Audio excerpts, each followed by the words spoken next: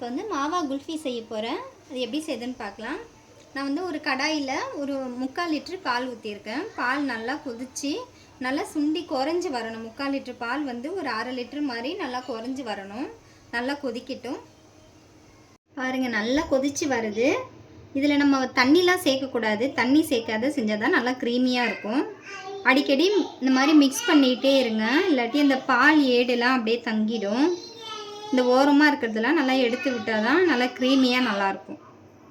இந்த மாதிரி அடிக்கடி மிக்ஸ் பண்ணிக்கிட்டே இருந்தால், நம்ம தண்ணி சேர்க்காத பால் தானே இது, அதனால் அடி பிடிக்கிறதுக்கு சான்ஸ் இருக்குது. கனமான பாத்திரத்தில் இந்த மாதிரி செஞ்சால் தான் நல்லாயிருக்கும். மீடியம் ஃப்ளேம்லேயே வச்சு நல்லா மிக்ஸ் பண்ணுங்கள்.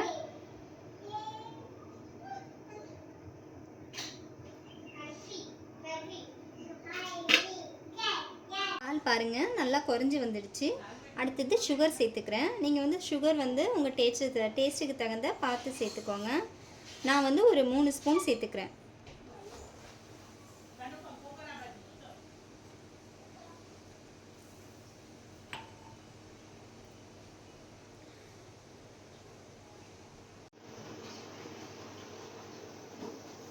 சுகர் வந்து நம்ம விருப்பம்தான், இவ்வளோ அளவுலாம் இல்லை. நம்மளுக்கு சில பேர் வந்து ஸ்வீட் அதிகமாக சாப்பிடுவாங்க, அதனால தான் நம்ம டேஸ்ட்டு தகுந்த பார்த்து சேர்த்துக்கலாம். சுகர் நல்லா கரையணும்.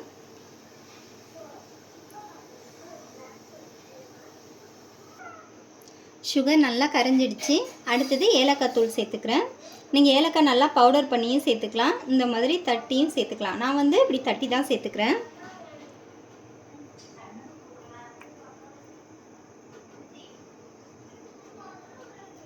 நான் வந்து ஏலக்காய் தோல்லாம் சேர்க்கலை, அந்த விதையை மட்டும்தான் தட்டி வச்சுருக்கேன்.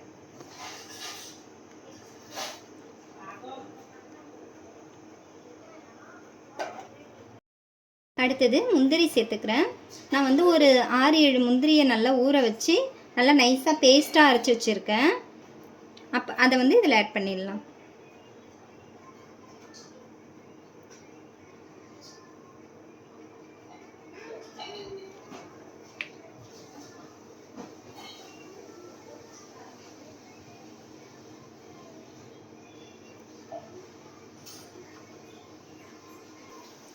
முந்திரி சேர்த்தவுடனே கெட்டியாகும், அதனால் நல்லா மிக்ஸ் பண்ணிக்கிட்டே இருங்க. மீடியம் ஃப்ளேம்லேயே வச்சுக்கோங்க.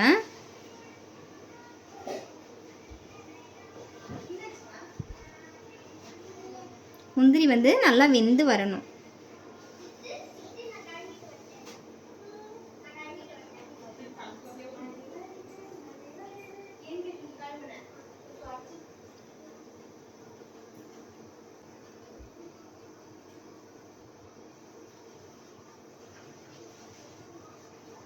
பாருங்க, ரெடி ஆயிடுச்சு.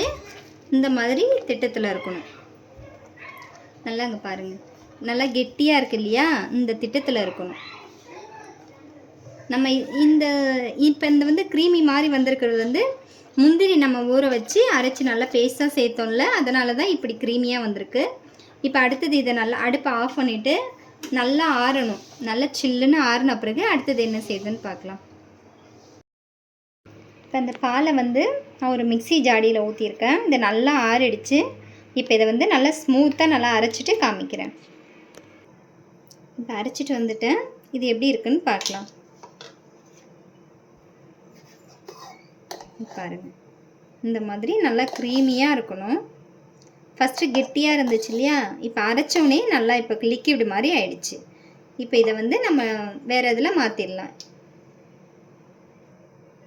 இப்போ நான் குல்ஃபி வந்து இதில் கொஞ்சம் செய்ய போகிறேன். இதை இப்போ நம்ம அரைச்சதை வந்து இதில் மாற்றிடலாம்.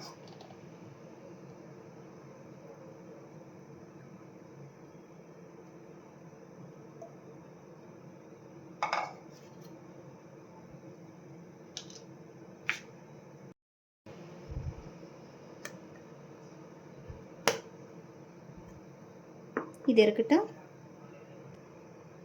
இன்னும் கொஞ்சம் நம்மளுக்கு பால் வந்து இன்னும் கொஞ்சம் மீதி இருக்குது. இதுலேயே ஐஸ்கிரீம் மோல்டுலேயே கொஞ்சம் ஊற்றிக்கிறேன்.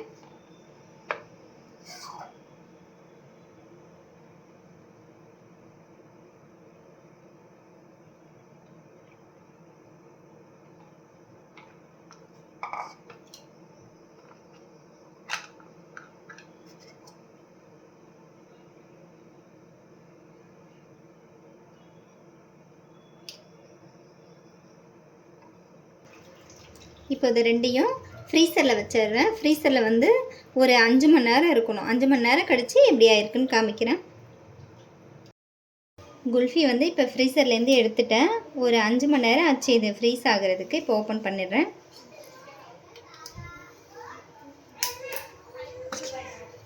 பாருங்கள், கடையில் எப்படி இருக்குமோ அதே மாதிரியே இருக்குது.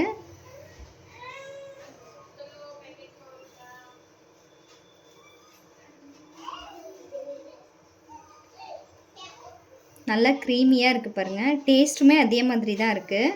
நீங்களும் இந்த மாதிரி ட்ரை பண்ணி பார்த்துடலாம். நம்ம வந்து இதில் ஏலக்காய்லாம் சேர்த்தோம்ல, அதனால நல்லா ஏலக்காய் ஃப்ளேவர் நல்லா சூப்பராக இருக்குது.